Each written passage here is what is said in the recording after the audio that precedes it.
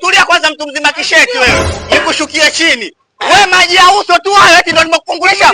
Umenimwagia maji ya mdomo, umenifungulisha. Hivi vitumbua ulinunua muda gani? Vitumbua kwa ajili ya wanangu. Sio mwezi wa Ramadhani wanangu wafunge. Wewe umenifungulisha makusudi. Sasa wanao si wataenda kulala njaa mtu mzima kama umeshaanza kula mpaka sasa hivi wewe ujikwaa Umenimwagia maji ya mdomo nimekunywa mimi unifungulisha wewe yani dhambi zangu zote. Wewe ulikuwa na hebu kwanza. Eti kanifungulisha tufungulie wote. Tufungulie wote. Sasa kama yako tufungulie wote.